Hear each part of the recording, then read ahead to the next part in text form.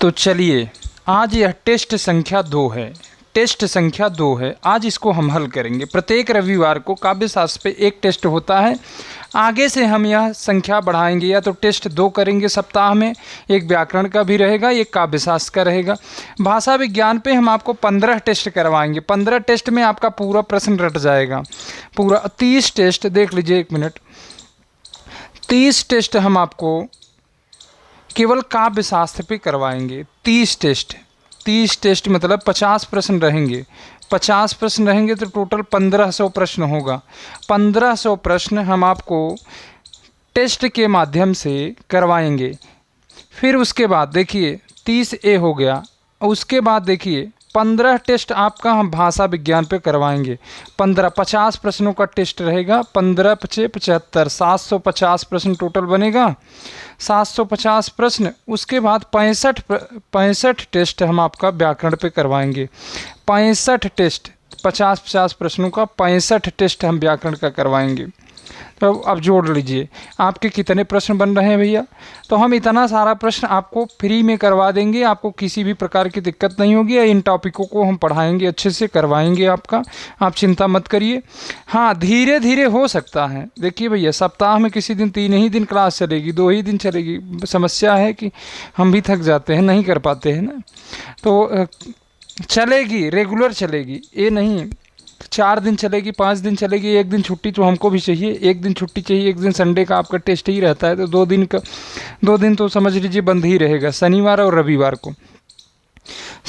और रविवार को जो भी हमारे नए भाई बहन इसको देख रहे हैं, अगर वो टेस्ट से जुड़ना चाहते हैं, जो लोग दिए हैं वो तो उनको तो पता है, वो रेगुलर उसी ग्रुप में रहते हैं। उसमें किसी भी प्रकार की कोई प्रचार सामग्री नहीं जाती है। प्रचार सामग्री वो केवल टेस्ट के लिए है ही है। बस केवल आप उसमें टेस्ट देंगे और कुछ आपको नहीं करना है, केवल आप टेस्ट देंगे।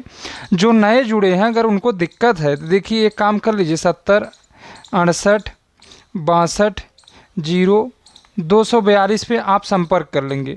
242 पे संपर्क कर लेंगे। अगर कोई दिक्कत है तो अगर इस पे नहीं संपर्क हो पा रहा है तो 81 12 35 34 35 पे आप संपर्क करेंगे।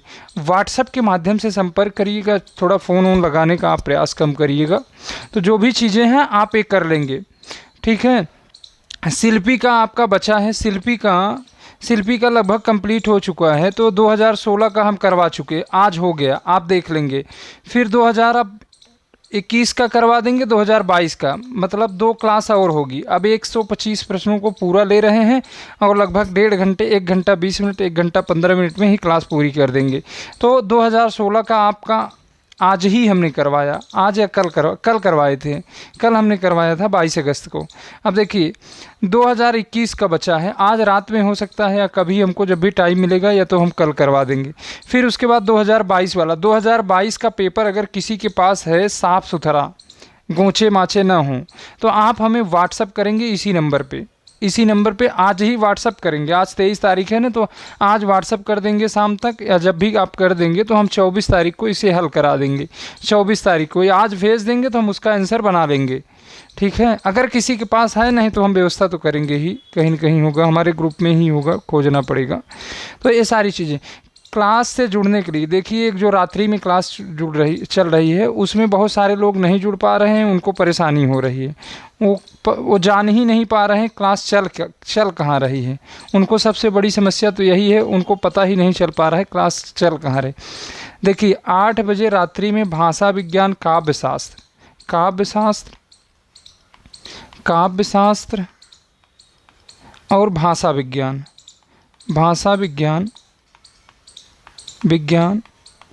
और व्याकरण की क्लास चलती है।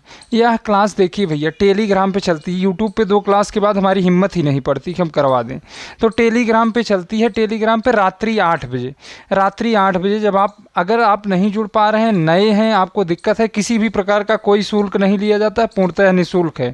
परेशान मत करिए हमको, हम पूरा थंबनेल पे लगा के पूरा प्रचार कर दिए कि निःशुल्क है, तो अब हम आपसे पैसा लेंगे?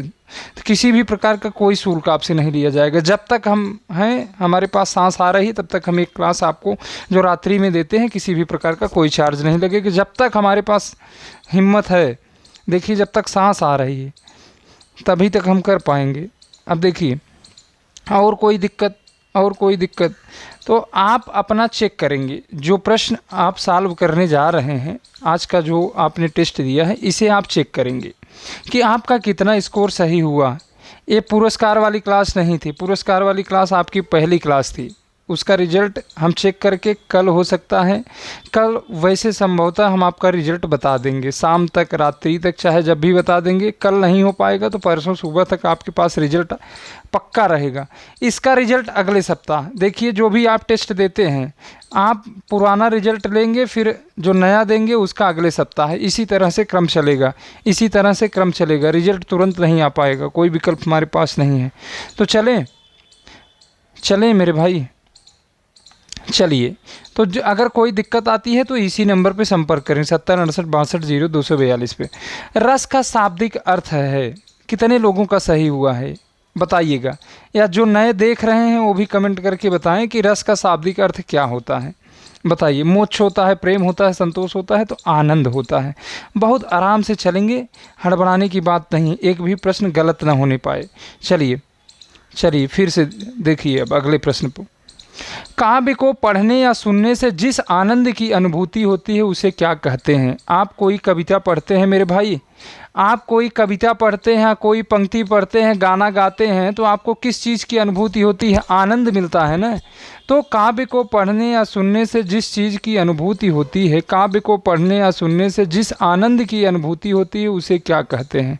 उसे क्या कहते हैं मेरे भाई? किस आनंद की अनुभूति? उसी को रस कहते हैं। आप गाना गाते हैं तो आपको रस मिलता है, जो भी कुछ करते हैं जब आपको आनंद की अनुभूति हो तो उसे रस कहते हैं, उसे ही रस कहते हैं। ऑप्शन नंबर सी सही हो जाएगा। एक एक प्रश्न मिला के चलिएगा कि आपका कितना सही हो रहा है, बताइएगा।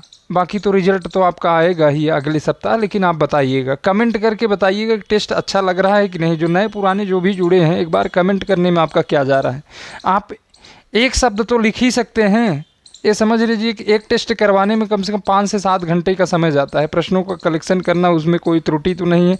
कम से कम आप एक कमेंट करके तो बता सकते हैं कि अच्छा लग रहा है।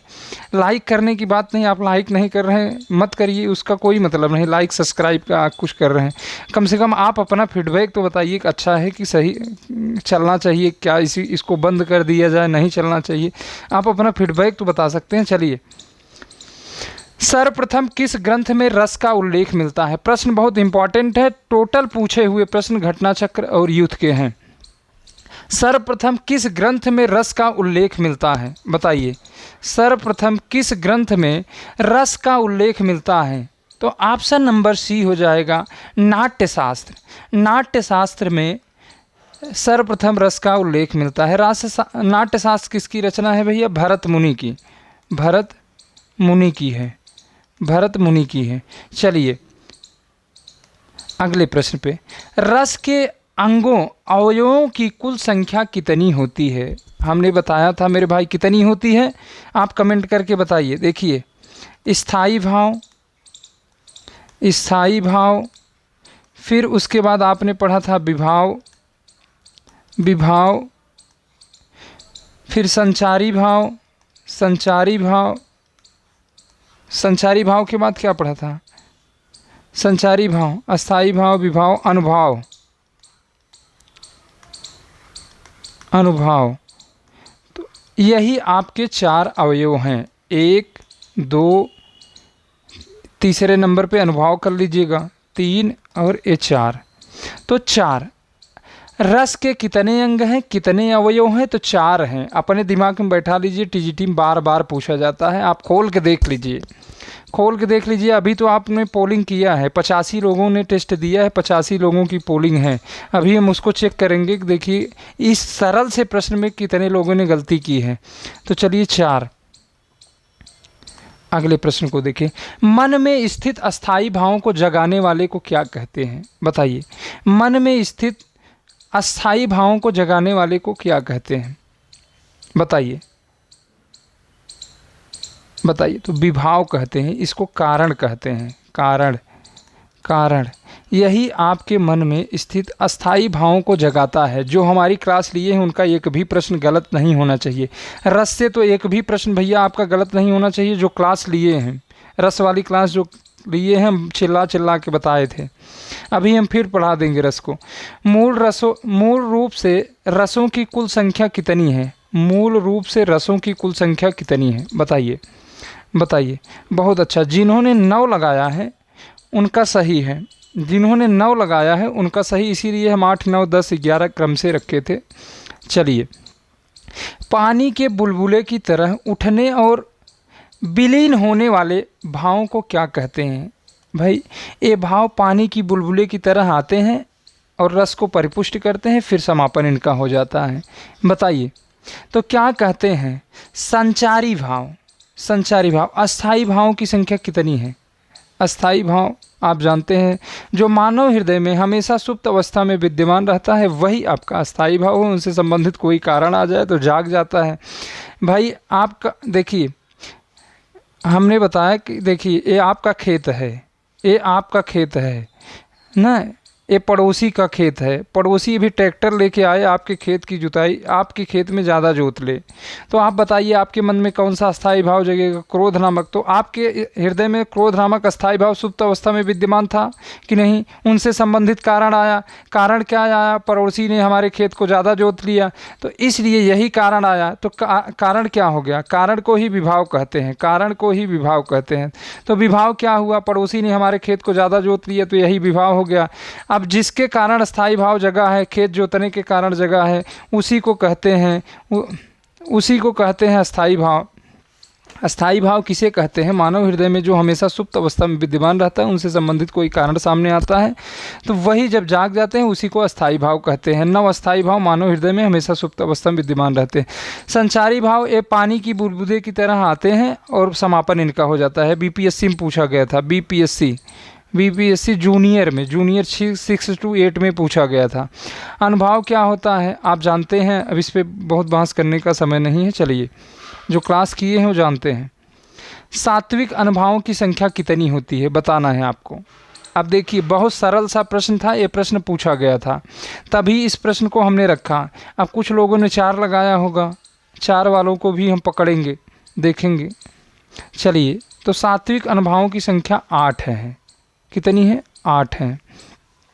नटखट यशोदा के लाल की बाल लीलाओं का वर्णन किस रस के अंतर्गत आता है? कोई बालक की चेष्टा, बालक अगर कोई खेल रहा है, कूद रहा है, तो उसमें कौन सा रस होगा? तो उसमें वात्सल रस होगा ही, वात्सल रस होगा ना मेरे भाई। श्रृंगार रस का अस्थाई भाव रति होता है, श्रृंगार रस का अस्थाई भाव रति होता है। भक्ति रस का ईश्वर विषयक रसी, ईश्वर विषयक रसी, विषयक रति, ईश्वर विषयक रति, ईश्वर विषयक रति, सही कर लीजिएगा, ईश्वर विषयक रति। वीर रस का आपका उत्साह होता है, वीर रस का स्थायी भाव उत्साह होता है, उत्साह। बताइए, वात्सल रस का, वात्सल रस, इसमें वात्सल रस है, वात्सल शिशु विषयक रति, इसका स्थायी भाव शिशु विषयक रति, शिशु विषयक, शिशु मतलब बच्चा होता है, शिशु विषयक रति। बोल नहीं पा रहे हैं भाई, छाला पड़ा है मुख में। चलिए, अगले प्रश्न पे चल रहे हैं। चलिए, शांत रस को रस के रूप में, शांत रस को रस के रूप में किसने प्रतिष्ठित किया? बताइए, शांत रस को रस के रूप में किसने प्रतिष्ठित किया? हम विशेष तथ्य लिखवाए थे, जिन्होंने लिखा था उनका प्रश्न नहीं गलत होना चाहिए। तो बताइए, शांत रस को किसने मान्यता दी है? तो बताइए, option number B, option number B हो जाएगा, option number B, Acharya Rudrata, Acharya Udbhata, Acharya Udbhata हो जाएगा। कौन सा हो जाएगा? आचार्य उद्भट। चलिए भैया, कौन सा सही हो जाएगा? आचार्य उद्भट। अगले प्रश्न पे चल रहे हैं, अगले प्रश्न पे चल रहे हैं। देखिए, वाक्यम रसात्मकम काव्यम, यह बहुत प्रसिद्ध परिभाषा है, किसकी है? बताइए, बार बार पूछी जा रही है, तो यह बताइए, बताइए बार बार। अगले प्रश्न में भी हमने दिया था, अगली बार भी शायद नहीं था कि था, पता नहीं। बताइए, तो यह विश्वनाथ की है, ऑप्शन नंबर ए सही हो जाएगा। किसकी है? विश्वनाथ की। चलिए, खिलते हैं चमन में फूल, महकता है जहाँ सारा। बताइए, अखिल ब्रह्मांड चराचर अचर सब कुछ देखियत मुझ में। बताइए, खिलते खिलते हैं चमन फूल, महकता है जहाँ सारा। अखिल ब्रह्मांड, बताइए, चराचर अचचर सब कुछ देखियत मुझ में। बताइए कौन सा रस है? तो इसमें भैया अद्भुत रस है। अद्भुत रस, अद्भुत रस का स्थायी भाव क्या होता है? विस्मय होता है। विस्मय, विस्मय, विस्मय या आश्चर्य, आश्चर्य, आश्चर्य। वीर रस का स्थायी भाव उत्साह होता है, उत्साह होता है। रौद्र रस का क्रोध होता है, क्रोध होता है। भयानक रस का भय होता है, अस्थाई भाव। बस, अब चलिए अगले प्रश्न पे। देख सुदामा की दीन दशा, करुणा करके करुणा रिधि रोए। पानी पर हाथ से देखिए, छूते भी नहीं हैं, नयनन के आंसू से ही सारे पक को धो देते हैं। बताइए कौन सा रस है? कौन सा रस है? श्रृंगार रस का अस्थाई भाव अभी हमने बताया कि रति होता है, रति होता है। शांत रस का अस्थाई भाव निर्वेद होता है, निर्वेद। बार बार इसको देखते रहिए, आपको आ रहा है भले निर्वेद निर्वेद रटते रहिए, नहीं तो एग्जाम में एक प्रश्न फिसलेगा तो फिर हो जाएगा। इस बार देखे थे 122 कटाप गई है, हुआ किसी का? तो इसीलिए कह रहे हैं कि प्रश्न आ रहा है फिर भी उसको लिख दीजिए, आ रहा है फिर भी रटते रहिए। आप कमेंट करके लिखते रहिए। आप कम से कम अगर लिख रहे हैं तो कम से कम एक बार तो लिख रहे हैं। अगर आप कमेंट भी कर देते हैं तो समझ लीजिए वो आपका फ़ायदा ही है। आप कहीं फालतू में कहीं पेज वोज पा रहे हैं उस पर भी लिख रहे हैं तब भी आपका फ़ायदा है, वो फिसलेगा नहीं आपसे। भयानक रस का अस्थाई भाव भय होता है, भयानक रस का अस्थाई भाव भय होता है। देख सुदामा की दीन दशा, करुणा करके करुणा रिधि रोए। तो कौन सा है? करुण रस, करुण रस होगा। चलिए अगले प्रश्न पे। बुंदेले हर बोलों के मुख, हमने सुनी कहानी थी, खूब लड़ी मर्दानी, वह तो झांसी वाली रानी थी। बुंदेलखंड में एक हर बोलो जाति होती थी, वह टहल टहल के गाती थी, तो उसी के मुंह सुनी कहानी थी। वही इस पंक्ति में है कि बुंदेले हर बोलों के मुख, हमने सुनी कहानी थी, खूब लड़ी वह मर्दानी, झांसी वाली रानी थी। तो बताइए इसमें कौन सा रस है? तो इसमें वीर रस है। कुछ लोग रौद्र रस लगाए हैं, हम उनको पकड़ेंगे, पकड़ेंगे तो उनको हम बताएंगे, ये समझ लीजिए। इतने सरल प्रश्नों पे अगर आप गलती कर रहे हैं तो समझ लीजिए कि अब हमसे कुछ कहवाइए मत कि हम आपको कुछ कहें, ये शोभनीय नहीं है, अच्छा हमको खुद नहीं लगता। चलिए, तो वीर रस होगा। मन रे तन कागद का पुतला, लाग बूंद बिनस छिन में, गर्व करे क्या इतना। हमने आपसे बताया था मेरे भाई, बताए थे कि नहीं बताए थे? हम चिल्ला चिल्ला के बताए थे। अगर किसी पंक्ति में कागज शब्द आ जा रहा है, कागद का पुतला, कागद का पुतला, या पुतला शब्द आ जा रहा है, पुतला, या पानी का बुदबुदा आ जा रहा है, पानी का बुदबुदा, पानी का बुदबुदा, उसमें कौन सा रस होता है? हम साफ साफ बताए थे ना कि उसमें कौन सा रस होता है भैया। मन रे तन कागज का पुतला, बताइए। उसमें सीधा सीधा शांत रस होता है। हम चिल्ला चिल्ला के बताए थे। भक्ति रस मार रहे हैं, हमने देखा कम से कम 10 लोग तो भक्ति रस लगाए हैं। ऐसा मत करिए मेरे भाई। चलिए, शांत रस। अगले प्रश्न पे। आचार्य दंडी ने अलंकार की क्या परिभाषा दी है? बताइए, आचार्य दंडी ने अलंकार की क्या परिभाषा दी है? बताइए। 16 नंबर प्रश्न का आंसर आप बताएंगे। चलिए, 16 नंबर। दंडी ने कहा है, काव्य शोभा करान धर्मान अलंकारान प्रचक्षते। ये तो दंडी का हो गया। शब्दार्थो सहितो काव्यम भामा का हो गया, भामा। ये विश्वनाथ का हो गया, ये जगन्नाथ का है, जगन्नाथ। अब बताइए, ऑप्शन नंबर ए सही हो जाएगा। कौन सा सही हो जाएगा? Option number A. ए भी गलत अगर आपका हुआ है तो हमें सुबह ही पीडीएफ भेजा था। काव्य लक्षण काव्य हेतु का पीडीएफ हम सुबह भेजे थे। जिनके में नहीं खुल रहा है पीडीएफ, वो पीडीएफ रीडर डाउनलोड कर लें तभी खुलेगा। नहीं तो आप सोच रहे हैं कि पीडीएफ हमारे में क्यों नहीं खुल रहा है, तो पीडीएफ रीडर डाउनलोड करेंगे तो खुलेगा, जो पीडीएफ नहीं खुलता। चलिए भाई, पीडीएफ पढ़ने वाला भी तो कोई चाहिए आपके मोबाइल में। चलिए, 17 नंबर प्रश्न का उत्तर बताइए। जहाँ वर्णों की बार बार आवृत्ति होती है वहाँ कौन सा अलंकार होता है? बताइए। यमक अलंकार में एक ही शब्द दो बार आता है, श्लेष अलंकार में एक ही शब्द एक बार आएगा, उसके दो या दो से अधिक अर्थ होते हैं। चलिए बताइए, जहाँ वर्णों की बार बार आवृत्ति होती है वहाँ कौन सा अलंकार होता है? वहाँ कौन सा अलंकार होता है? तो अनुप्रास अलंकार होता है।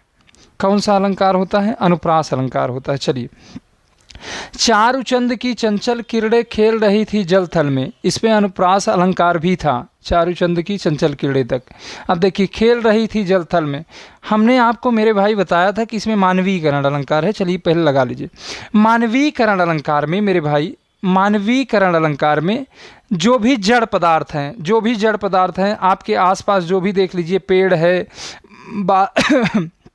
बादल है, जो भी चीज़ें हैं, जो भी जड़ पदार्थ हैं या जो प्राकृतिक वस्तुएं हैं, उनको मानव की तरह, हमारी आपकी तरह बोलते हैं, हंसते खेलते हुए। अभी कहें संध्या उतर रही है, संध्या खेल रही, संध्या मतलब शाम होता है। अब इसको भी बताना पड़े तो अब तो समझ लीजिए ख़त्म है हमारी ज़िंदगी। अब समझ लीजिए, ये देखिए, अगर आपसे कहा जाए कि बादल डोल रहा है, बादल हंस रहा है, तो वहाँ मानवीकरण, सीधा मानवीकरण। पेड़ हंस रहा है, अभी हम आपसे कहें पेड़ हंस रहा है, तो जब भी प्राकृतिक वस्तुएं हो या जड़, जिसके अंदर, जड़ मतलब जिसके अंदर जीव नहीं, अगर उनको मानव की तरह कार्य करते हुए बताया जाए मेरे भाई बहन, तो सीधा सीधा मानवीकरण अलंकार होता है, सीधा सीधा मानवीकरण अलंकार होता है। चलिए अब आगे देख रहे हैं, तो ये किसी का गलत नहीं होगा हमें विश्वास है, लेकिन 5-7 लोग 10 लोगों का गलत है। चलिए, जहाँ एक ही शब्द दो या दो से अधिक बार आए और हर बार उसका अर्थ भिन्न हो, वहाँ कौन सा अलंकार होता है? देखिए, कनक कनकते सौगुनी आपने पढ़ा है, यही कह रहा है कि जहाँ एक ही शब्द मेरे भाई दो बार आए, दो या दो से अधिक बार आए, लेकिन प्रत्येक बार उसका अर्थ अलग अलग हो। एक कनक का अर्थ होता है सोना, सोना स्वर्ण जिसे बोलते हैं, आपका सोना नहीं कुंभकर्ण वाला। तो चलिए, दूसरे का होता है धतूरा, धतूरा। तो बताइए कौन सा अलंकार हो गया? यमक अलंकार में एक ही शब्द दो बार आता है कि नहीं?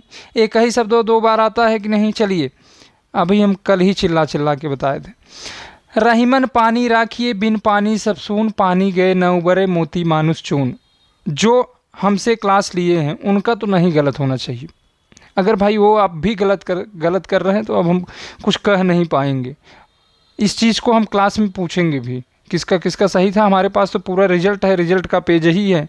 अगले सप्ताह हम चेक कर लेंगे कि पीडीएफ में किसका, तो हम उसमें मिलेंगे आपसे, चिंता मत करिए। तो रहीमन पानी राखिए, जो भी हमारे भाई बहन गलत कर रहे हैं क्लास वाले, उनसे हम अवश्य मिलेंगे। रहीमन पानी राखिए बिन पानी सब सून, पानी गए न उबरे मोती मानुष चून। देखिए भैया, पानी शब्द का अर्थ यहाँ तीन अर्थ है। एक ही पानी शब्द का 3 अर्थ है। एक पानी से मतलब है, देखिए अगर आप लेंगे एक पानी, पानी गए न उबरे मोती मानुष चून। देखिए मोती मानुष चून, तो इसमें कौन सा अलंकार है मेरे भाई? पानी शब्द के 3 अर्थ हैं, 3 अर्थ हैं, बताइए। तो इसमें श्लेष अलंकार है। कौन सा अलंकार है? श्लेष अलंकार है। बताने जा रहे थे, हिम्मत नहीं पड़ रही। चलिए सुन लीजिए, वैसे ही विकल्प ही देख लीजिए, श्लेष अलंकार। चलिए अगले प्रश्न पे। कनक कनक तय सौगुनी, मादक तय अधिकाय, या खाए बौराए जग वा पाए बौराए। इसी तरह से पंक्ति है। तो बताइए, अभी हमने बताया कि जब एक ही शब्द 2 या 2 से अधिक बार आए तो उसमें कौन सा अलंकार होता है? उसका अर्थ अलग अलग हो, तो उसमें कौन सा अलंकार होता है? यमक अलंकार होता है। उसमें कौन सा अलंकार होता है? यमक अलंकार होता है। चलिए, उपमा अलंकार के कितने अंग हैं? हमने बताया था उपमा अलंकार के, चिल्ला चिल्ला के बताए थे। उपमा अलंकार के कितने अंग हैं? उपमेय, उपमेय, उपमान, उपमान, उसके बाद वाचक, वाचक, साधारण धर्म, साधारण धर्म। अरे भाई, साधारण धर्म समान धर्म एक ही हुआ, इसमें भी कन्फ्यूजन हो रहा है। सिलेबस में बिहार का एक सिलेबस आया है, उसमें शायद भौतिक भूगोल लिखा हुआ था, तो किसी ने परिवर्तित करके उसको दैनिक भूगोल कर दिया था, तो कुछ लोग देखिए भ्रमित हो गए। दैनिक भौतिक एक ही बात हुई, अब उसमें परेशान होने की क्या आवश्यकता है। तो चलिए, उपमेय क्या होता है? उपमेय उपमान को भी देख लीजिए। ये 4 अंग हैं, 1 2 3 4। चार अंग हैं, चार अंग देख लीजिए। उपमेय क्या होता है, जो भी दूर की वस्तुएं हैं वह सब, जो भी दूर, जो नज़दीक की वस्तुएं हैं वो सभी उपमेय होती हैं। हमारे पास क्या है, हमारे पास जो भी नज़दीक की वस्तुएं हैं वो उपमेय होती है, जो दूर की वस्तुएं होती हैं वो उपमान होती हैं। दूर की वस्तुएं ट्रिक बता रहे हैं, नहीं तो उपमेय उपमान में पूरा जीवन वहीं परेशान रहोगे। उपमेय क्या होता है, हमारे मानव के अंग, मानव के कार्य, जो भी मानव से संबंधित है वह उपमेय है, जो भी दूर की वस्तुएं हैं वह उपमान है। अगर हम आपसे कहें मुख चंद्र सा है, मुख चंद्र सा है, चंद्र सा है, अब आगे सा लिखने की ज़रूरत नहीं, समझ लीजिए। इसमें मुख आपके पास है, मुख आपके पास है तो उपमेय हो गया। चंद्र कहाँ है, दूर है, तो यह उपमान हो गया, उपमान हो गया। उपमान जो क्लास से नहीं जुड़ रहे हैं, क्लास से जुड़िए, उसमें बता देंगे, भ्रम नहीं होगा, तो जो समझ गए होंगे आप। तो चलिए, उपमा अलंकार के कितने अंग हैं, तो चार अंग हैं। चलिए अगले प्रश्न पे, उपमा अलंकार के कितने भेद हैं, भेद बताइए भैया। अब भेद की बात कर रहा है, चलिए उपमा अलंकार के भेद बताने हैं, बताइए भेद, जल्दी जल्दी करिए, थोड़ा टाइम कम है ना। चलिए, आपने पढ़ा था, क्या पढ़ा था, पूर्ण उपमा, पूर्ण उपमा, एक तो यही पढ़े थे। दूसरा कौन सा पढ़े थे, लुप्त उपमा, लुप्तोपमा। तीसरा आप मालोपमा पढ़े थे, मालोपमा।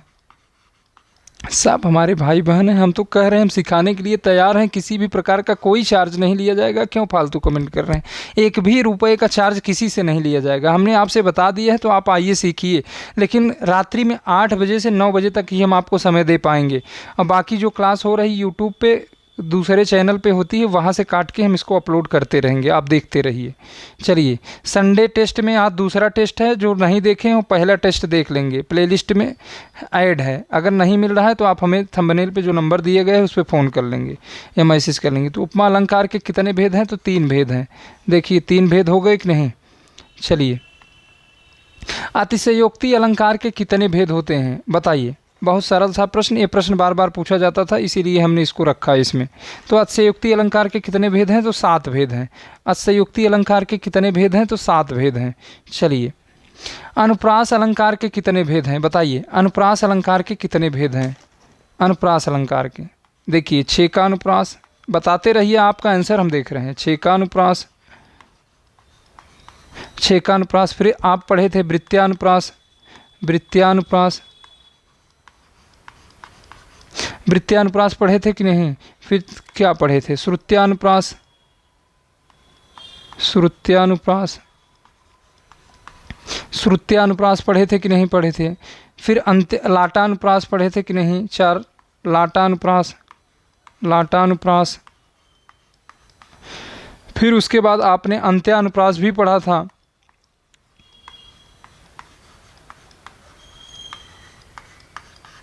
तो कितने हो गए, यही 5 तो हुए मेरे भाई। ये भेदवा पूछा जाता है। देखिए, आपके टीजीटी पीजीटी एग्जाम में अनुप्रास अलंकार के 3 भेद से ज़्यादा प्रश्न आता है। पहले 6 का अनुप्रास, फिर वृत्त्यानुप्रास और लाटा अनुप्रास। इसी 3 को तैयार करिएगा। जो आप पहचान नहीं पाते 6 का अनुप्रास को भी, वृत्त्यानुप्रास को, लाटा अनुप्रास को भी, आपको समस्या होती है, हम समझ रहे हैं। हमने कहा है कि आप रात्रि वाली क्लास में जुड़िए, जो नहीं जुड़ पा रहे वहाँ तो हम बता रहे हैं उंगली रख रख के। आप 50 बार पूछिए, हमको नहीं आएगा तो हम देख के बताएंगे। भाई हम भी तो मानव हैं, हमसे भी तो मानवीय भूल हो सकती है। हमने आपसे कहा है कि तो अच्छे से सिखा देंगे तो सीखिए। अवसर मिला है, किसी भी प्रकार का कोई चार्ज नहीं, पूरे प्रदेश में कोई संस्थान आपको इस तरह से नहीं बताएगा। चलिए, चरण कमल बंदो हरियाई में कौन सा अलंकार है, बताइए। चरण कमल बंदो हरियाई में कौन सा अलंकार है, न तो उपमा है, न तो प्रताप अलंकार है, न तो प्रतीप अलंकार है, तो कौन सा अलंकार है, रूपक अलंकार है। चलिए, सोहत ओढ़े पीत पट श्याम सलोने गात, मनो नील मणिशैल पर आतप परियो प्रभात, बताइए। बताइए कौन सा अलंकार है। मनो मानो जनो जानो आ रहा है, तो कौन सा अलंकार होगा, कौन सा अलंकार होगा, उत्प्रेक्षा अलंकार है। चलिए, आगे नदियाँ पड़ी अपार, घोड़ा कैसे उतरे पार, राणा ने सोचा इस पार, तब तक चेतक था उस पार, बताइए। राणा सोच ही रहे थे, तब तक घोड़ा कूद के पार हो गया चेतक, बताइए।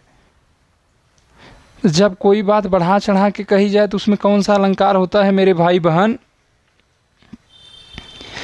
अतिशयोक्ति अलंकार, कौन सा अलंकार है? अतिशयोक्ति अलंकार। चलिए, या अनुरागी चित्त की गति समझे नहीं कोई, ज्यों ज्यों बूढ़े श्याम रंग त्यों त्यों उज्ज्वल होए। बताइए कौन सा अलंकार है? एक ही पंक्ति है, इसी बार बार पूछा जा रहा है। बिहार में बहुत बार आ रहा है, या स्टेट में तो बार बार पूछा जा रहा है।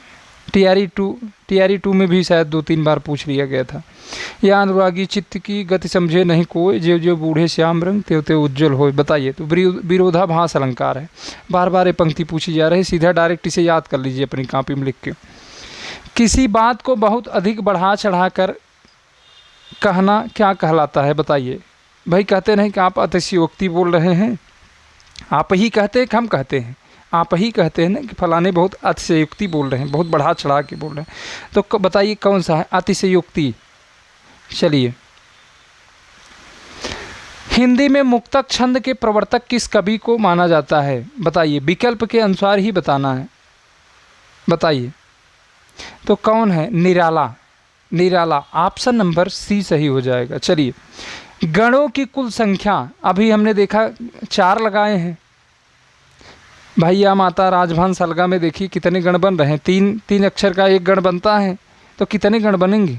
बना के देख लीजिए तो कितने गण हैं? टोटल 8 हैं। देखिए 4-5 लोगों का हमने देखा है, कोई वर्षा करके है, उनका भी स्कोर बहुत अच्छा है। और उसके बाद रेनू करके, वो शायद हो सकता है कि कई बार उन्होंने एग्ज़ाम दिया हो, काफ़ी मेहनती रिजल्ट से लग रहा है, काफ़ी मेहनती है, तो उनका भी स्कोर अच्छा है। अभी हम देख भी रहे थे, जब आप टेस्ट दे रहे थे तो हम मूल्यांकन भी कर रहे थे ऊपर से कि किसका प्रश्न ज़्यादा सही हुआ है। तो कुछ ऊपर से 2-3 भाई हमारे हैं, रामजनक पटेल भी करके हैं कोई, उनका भी स्कोर ठीक ठाक है। देवेंद्र पाल करके कोई है, देवेंद्र पाल, हम तो जानते नहीं हैं, वो भी, उनका भी अच्छा ही है। तो समझ लीजिए, अगर आपका स्कोर सीधा समझ लीजिए, अगर आप 45 तक हैं इतने सरल प्रश्नों में, तो आप समझ लीजिए अच्छा कर रहे हैं, अच्छा कर रहे हैं, सच बता रहे हैं। अभी 30 टेस्ट होगा, 30 टेस्टों में आप 50 के 50 करेंगे। अगर 30 टेस्टों को अगर आप दे ले रहे हैं तो काव्यशास्त्र जाके कहीं भी दीजिए टेस्ट, कहीं भी दीजिए, आप किसी भी एग्ज़ाम में बैठिए, आपका प्रश्न नहीं गलत होगा। भाई 30 टेस्ट का मतलब अगर हम 50 टेस्ट कर रहे हैं तो 50 प्रश्न रख रहे हैं, तो 1500 प्रश्न हो रहा है कि नहीं? 1500 प्रश्न कहाँ है काव्यशास्त्र में? 1500 प्रश्न पूरा लाइन का बना देंगे तब भी नहीं हो पाएगा, आपका पूरा रट जाएगा अगर पूरा टेस्ट देख लेंगे। तो आप पहली क्लास को देख लेंगे जिनका छोटा है। चलिए,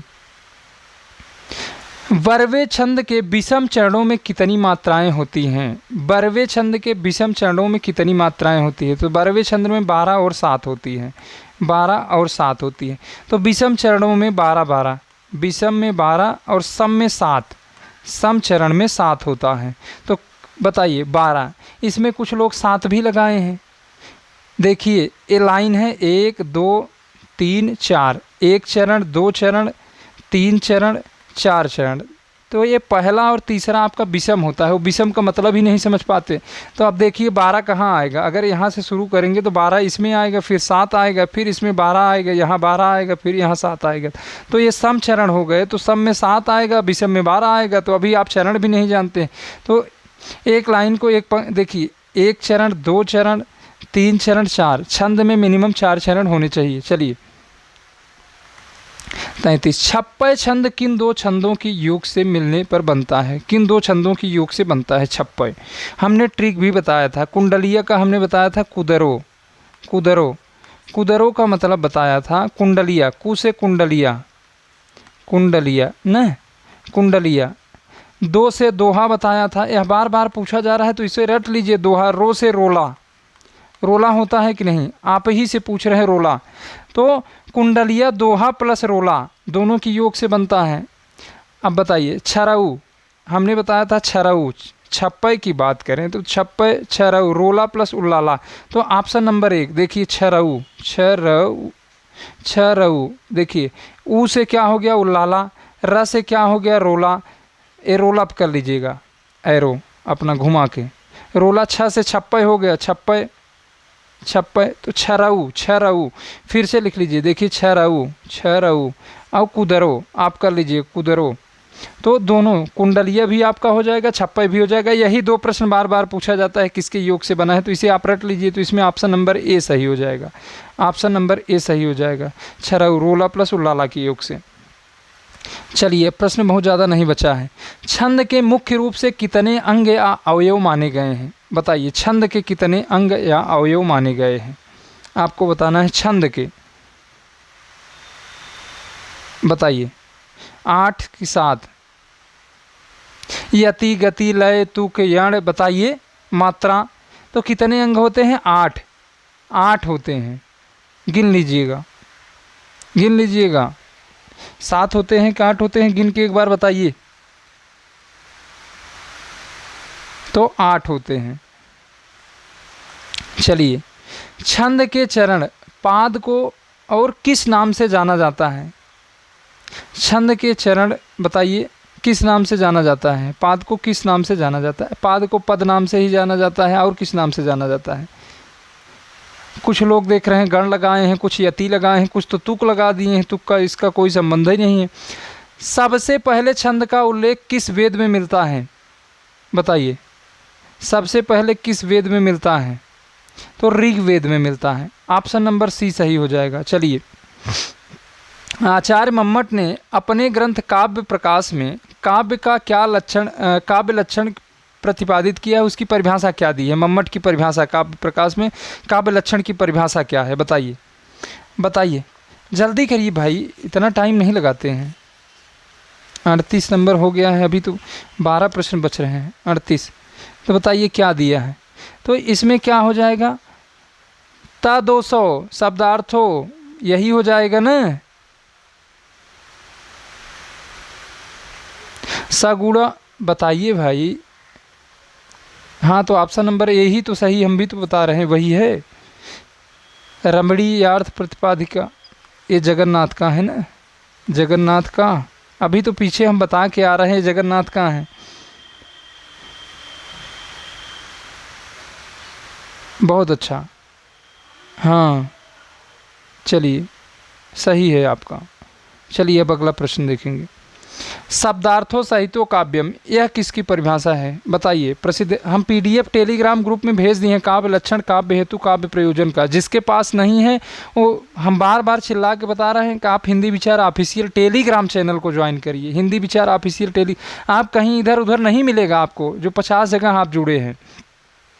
शब्दार्थो साहित्यो काव्यम, अगर आप नहीं जुड़ पा रहे 70 68 62 0242 पे संपर्क करिए। 70 68 62 0242 काव्य लक्षण, काव्य हेतु सभी का पीडीएफ हम डलवा दिए हैं। जिनको नहीं मिल रहा है तो इसी नंबर पे संपर्क करेंगे। 70 68 62 0242 पीडीएफ रीडर डाउनलोड कर लीजिएगा, नहीं खुलेगा नहीं। चलिए, शब्दार्थो साहित्यो काव्यम, यह किसकी है? तो भामा की है। शब्दार्थो साहित्यो काव्यम किसकी है भैया? किसकी है? 39 नंबर में, तो भामा की है। चलिए, रमणीयार्थ प्रतिपादिका, प्रतिपादिका पादका, बताइए। रमणीयार्थ प्रतिपादका, बताइए। शब्दः काव्यम, शब्दः काव्यम किसकी है? तो अभी आप पढ़ के आए हैं, यह जगन्नाथ का है, इसमें कोई सोचने वाली बात ही नहीं है। चलिए, संस्कृत काव्य शास्त्र में रीति है आत्मा काव्यस्य, बताइए। रीति को काव्य की आत्मा किसने माना? बताइए, रीति को काव्य की आत्मा किसने माना? तो रीति संप्रदाय के प्रवर्तक कौन है? आचार्य वामन है ना, आचार्य वामन। चलिए, 8 प्रश्न और है, देख ले रहे हैं। आचार्य महावीर प्रसाद द्विवेदी के अनुसार कविता का विषय क्या होना चाहिए? बताइए, बताइए। अंतःकरण की वृत्तियाँ होनी चाहिए, कविता का विषय अंतःकरण की वृत्तियाँ होनी चाहिए। चलिए, महाकवि तुलसीदास ने रामचरितमानस में काव्य का उद्देश्य क्या माना है? किरत भनत, किरत मतलब क्या होता है? हम कितनी बार चिल्ला चिल्ला के बताएं? चलिए, क्लास में ही बताएंगे। चलिए, किरत भनत भूति भल, बताइए, लिखिए, लिख के भेज तो रहे हैं। किरत भनत भूति भल सोई, सुर सम सम सब कर हित होई। सूर सर सम सब कही हित होई, इसमें गलत टाइपिंग है। सूर सर सम सब कर हित होई, सब ही हित होई, बात एक ही हुई। कीरति भनति भूति भई सोई, सूर सर सम सब ही हित होई। तो यही ऑप्शन नंबर ए सही हो जाएगा, ऑप्शन नंबर ए सही हो जाएगा। चलिए 8 प्रश्न 7 प्रश्न और हैं, 6 प्रश्न हैं। बताइए इसमें कौन सा सही होगा, इसमें कौन सा सही होगा। आपने लगाया होगा, हम चिल्ला चिल्ला के बताए थे, इस प्रश्न को लिखवाए भी थे। सबसे पहले रस संप्रदाय आता है, फिर अलंकार संप्रदाय आता है, फिर रीति संप्रदाय, फिर ध्वनि वक्रोक्ति औचित्य। तो ऑप्शन नंबर बी या टीजीटी में 3-4 बार पूछा जा चुका है और घटना चक्र में गलत दिया भी है, तो उसको सही कर लेंगे। तो ऑप्शन नंबर बी सही हो जाएगा। चित्त में तुरंत व्याप्त, बताइए चित्त में तुरंत व्याप्त, 1 मिनट। चलिए, चित्त में तुरंत व्याप्त होने वाला या जल में सूखे ईंधन की तरह आसानी से समझ में आ जाने वाला गुण कहलाता है। जो तुरंत आपको समझ में आ जाए, जो तुरंत पंक्ति पढ़ते हुए तुरंत समझ में आ जाए, तो उसमें कौन सा गुण होता है? तो प्रसाद गुण होता है। प्रसाद गुण यार सुनते मान तुरंत अगर आपको राहुल भाई आप कैसा पूरा गलत कर दे रहे हैं। चलिए, प्रसाद गुण होता है। आचार्य भरत मुनि ने नाट्यशास्त्र में कुल कितने काव्य गुण माने हैं? बताइए। वामन 20 मानते हैं, वामन 20 मानते हैं, बताइए। और दंडी कितना माने हैं? भरत मुनि 10। तो ऑप्शन नंबर ए सही हो जाएगा।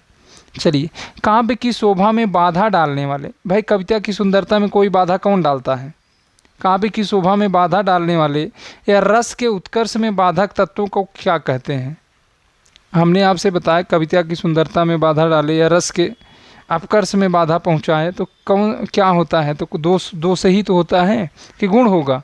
अलंकार से वृद्धि होती है, रस से आनंद की प्राप्ति होती है, काव्य गुण आप देख ही रहे हैं। चलिए, भारतीय काव्यशास्त्र में रस संप्रदाय के प्रवर्तक आचार्य किसे माना जाता है? रस संप्रदाय के प्रवर्तक कौन हैं? बताइए। रस संप्रदाय के प्रवर्तक भामा हैं, भामा।